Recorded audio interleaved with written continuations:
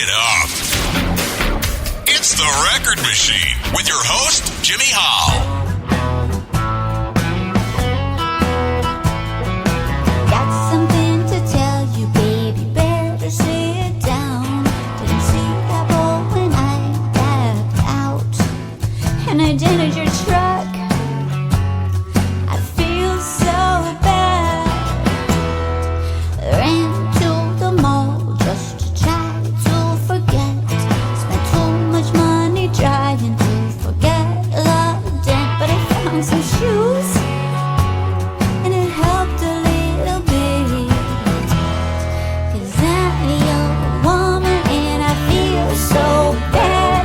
Forgive me, 'cause I love you, baby, and our love for you is so sweet.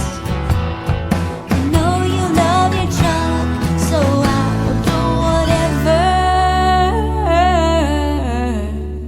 She dented your truck. So let me kiss you better. I'll kiss you, kiss you, kiss you, kiss you all better. Didn't get the groceries or clean the house because I dented your truck, and I felt so bad. 'Cause I'm your woman and I feel so bad.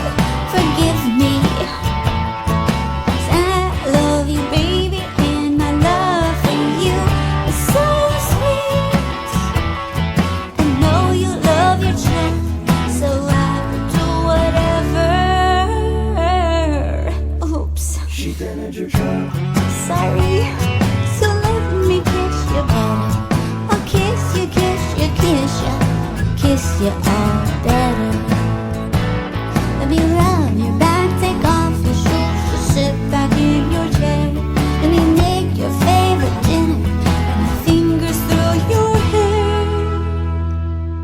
I'm your woman and I feel so bad. Forgive me, 'cause I love you, baby, and my love for you is so sweet.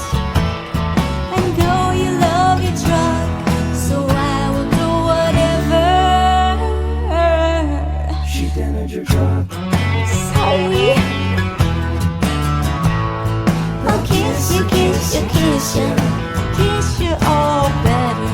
I'll kiss you, kiss you, kiss you, kiss you all better. Ladies and gentlemen, please welcome country recording artist Lady Redneck to the program. How are you doing? I'm fabulous. How are you? I'm doing great. Where are you calling from? North Dallas. Oh, nice. Weather good today? Fabulous. Yeah, it's really good. It's really warm. I like low 90s, quite a bit of humidity, so not crazy bad, but not where I like it. Wow, it's hotter than it is where I am. I'm in North Myrtle Beach. It's about 82 here. Oh, that's such a beautiful place. Do Have you you- love it there? Yeah, have you ever played here? No, I haven't. Not yet. I'd love to. You got to try and get to the Alabama Theater. That sounds great. What is it like? They have all kinds of country artists, like from the Oak Ridge Boys and Trisha Yearwood there a few times. wow. Yeah, a lot of good people have played there. It's in Myrtle Beach, and there's also the Carolina Opry as well. Oh, that's awesome. You're not from Dallas, right? I'm not. I grew up in Idaho. Yeah, I read in your bio somewhere that it said you grew up in a town with a population of 23 people. Is that true? That is true. Yeah, that's true. So how many people Yep. live there? Like 3 families? Yeah, like literally it was pretty much 3 families. And then like out in the valley, like if you, people kind of came from everywhere. Well, not from everywhere. There's about 60 kids at my school. So like in Howe, there was only 23 people, but then there was people that just lived kind of out in the middle of nowhere. And so, we actually had 60 kids at my school. So it wasn't like totally small, but. Uh-huh. Now, is that how you got into music? Because there wasn't really anything else to do? No, my parents were both musicians and they always played in bands. So growing up, they were, gone all the time playing music. And when we moved to the big city of Idaho Falls, I was 12 and my dad was a music major. So he was always bringing home different instruments, but we always just like me and my sisters, we all started piano when we were 6 and the guitar when we were 6. And it was just something we always did. So it's kind of like what our family did, I guess. Yeah. I also read that you play guitar, piano, bass, fiddle, mandolin, and drums. And this is basically all stuff you just picked up playing with your family and their band? Yeah. Like part of our show, because we did like the fair circuit and we did, like weddings, corporate events. So we had all these different shows, but like some of the shows we would do, we'd be like playing an instrument and then halfway through the song, we'd switch instruments and then switch again. Like it was kind of part of the act, per se. So band is called Dusty Boots, right? Yeah. 40,000 CDs sold over the span of the band. Are they still together or? They still play in Idaho, but not as much. I mean, like my sisters have kids and so it's like they don't play as much anymore. But they still perform up there. All my family still lives up there except me. So they get together a lot and play. Wow. So what made you move to Dallas? Just kind of so my husband and I were both we decided we needed to start over. It was just kind of crazy and so just kind of prayed about where to move and felt like, in fact, we checked out South Carolina. Wow. And I really liked it there. Yeah, that was actually our first choice for a while, but then ended up in Dallas. So how long you been there? We've been here for 9 years now. Wow, that's pretty cool. There's a great music scene out there? There really is. A lot of what I do is actually just online, like as far as like I have a fan club that I do well with, and then I have I sell a lot of merch. I actually sell a lot of CDs, which is really weird. But I think part of the there's so much music here, but I have a little girl, and when she's now 7, but when I started like 5.5 years ago, she was so small I didn't really want to tour or like be playing out a lot. Right. So I like started working the online stuff like crazy. And so it's been really, really good to me. So now like last year I was finally ready to tour and like start doing more and more with the music, but then all of a sudden COVID hit. So it's like, okay, now I'm really itching to just get out and play. How did you get the name Lady Redneck? So it was really funny. Just the guy that the producer that I work with, Brad Davis, he's like a Grammy Award winner, but he's out in literally the middle of nowhere, kind of in Texas, this little town called Commerce. And we were just recording one day and he said something about like, you sound like a redneck Maryland or something like that on one of my songs. And and like, I was like, what? And then like, they were like, oh, kind of like a Lady Redneck. And then it just kind of stuck. And, at first it was like a joke or whatever. And then it just like, no, it works. So became part of my marketing and identity, I guess. It's working out pretty well so far, right? Yeah, it really is. It really is. I mean, I'm looking at your Facebook page. You have close to, 1 million followers on that page almost, right? Isn't it like 900 something thousand fans? That's pretty good. Yeah, I've been working really, like I said, I work pretty hard at what I do, even though unfortunately, like I love the live stuff better. I like the energy of the shows and just, there's nothing like that, but it has been fun to, just do the online thing too. So yeah, I believe every band or artist is influenced by someone. Who are some of yours? Well, definitely Shania Twain and definitely Taylor Swift and definitely like just strong lady figures. I've always loved Dolly Parton, and I think she's an incredible musician, songwriter, person, sweet as can be, gorgeous, whatever. And so definitely Shania and Taylor and Dolly, and just I actually love all types of music. I just resonate more with country. So I mean, kind of just depends on the genre if you're asking me. Your new single, I Dented Your Truck. What's the story behind that? The story behind that is that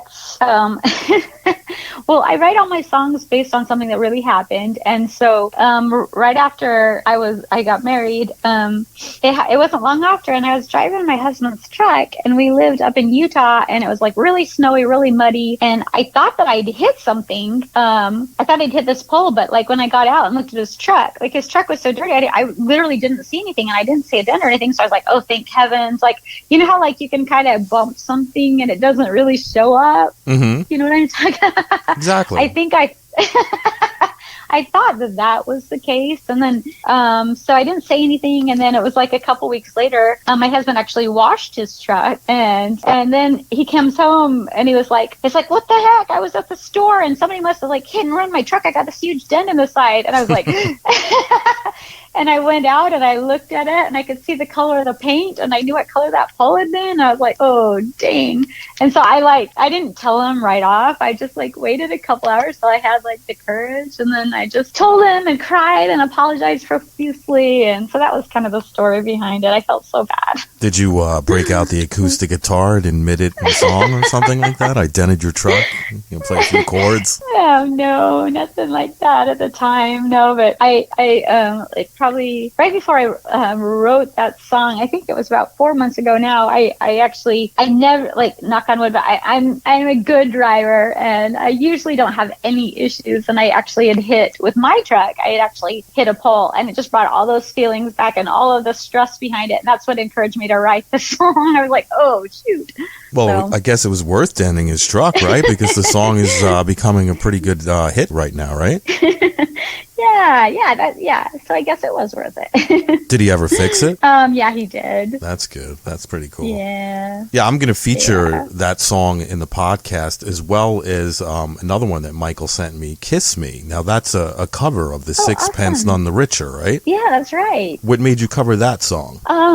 You know, and that's a really good question. Like, I love finding really cool covers to do. Mm-hmm. And I liked that song, but I think just one day I had played it and it just was like, oh, wow, this could be a really cool song. And I think that I just felt like I could make it my own. And I just felt like it needed to be heard again, but country style. You know, there's songs that are out there that just, if you just made them with a little country swing, it would make them that much, you know, it's kind of a nice way to hear it, right? Do you plan on making a music video for I Dented Your Truck? I do plan on making one, and I was hoping to have it done right now, but things keep coming up, and so I'm planning on having it done within the next 2 weeks. And I've got a company hired, I've got everything set up. I just need to get in with the I just need to get it done. So I was in the studio today, and I've just between interviews and being a mom and just like all the other music, I've had a lot of other music stuff come up, and it just keeps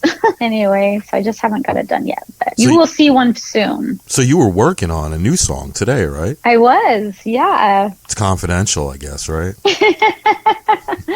I can tell you if you want to know. Sure. I'm actually really excited about it. So, do you know the song The Thunder Rolls by Garth Brooks? Of course. And The Devil Went Down to Georgia and Thunderstruck AC/DC. Nice. What I did is I took those three songs and I blended them together in one crazy cool song. Wow. Almost like what Kid Rock did, right? Oh, I don't know. I don't know what he did. Well, didn't he do? What did he do? He took Sweet Home Alabama and what was that? Yeah. You know, and he kind of mashed it like into like one song. You know what I mean? So that's kind of that song that he did. Yeah. So it's kind of like what you're doing with those songs, right? Yeah. Oh, that's gonna be cool. Like that. Oh my gosh, I like even hearing it today. Just like I was freaking out. I'm just super excited to release it. So when is that gonna come out? That will come out. You know, I Dented Your Truck is doing really, really well right now, and so I like to come out with a new single every month to 2 months. And so I'm actually just gonna release a little Christian song that I've recorded, and then right after that, so it'll probably be let me just think real quick. It'll probably be the beginning of September when that'll come out. Cool. Now, is there are these singles that you're putting out? Is there going to be an album eventually? Yeah, for sure. So what I do is I'll like release 8 singles, and every time I finish 8, then I just make it into a new CD. So I've done 6 like that. So this will be the 7th. I'm about halfway through this one. So just in time for Christmas, you'll probably have the album out, right? Yeah, exactly. That's a good plan. You could do a duet with anybody. Who would it be and why? It would be, let me think. I could do a duet with anybody. It would be probably Johnny Cash.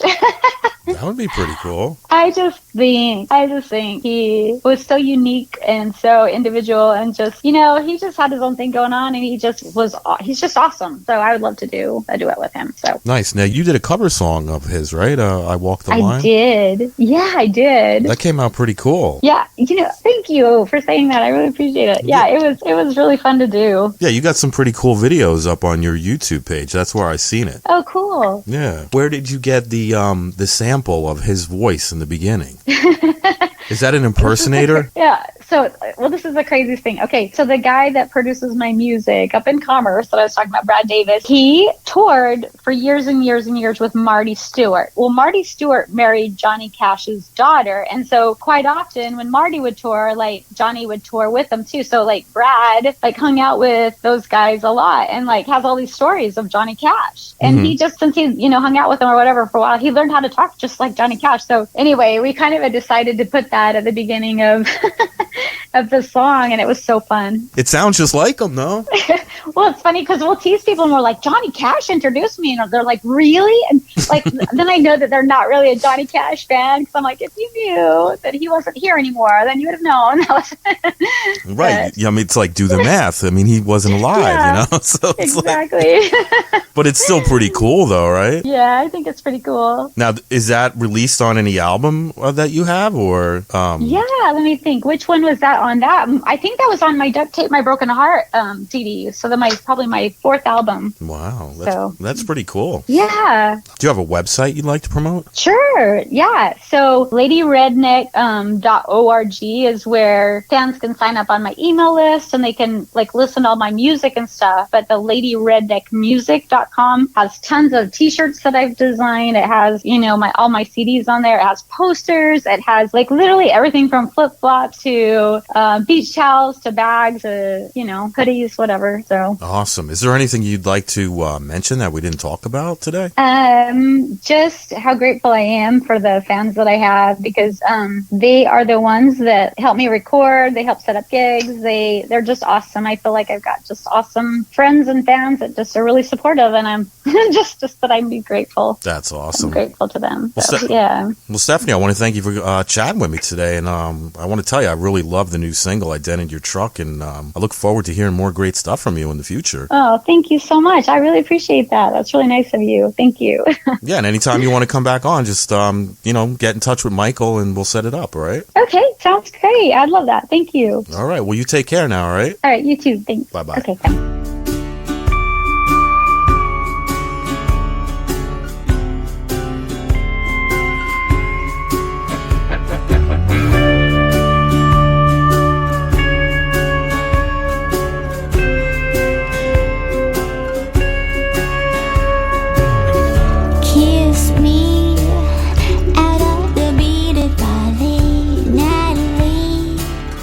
Beside the green, green grass, swing, swing.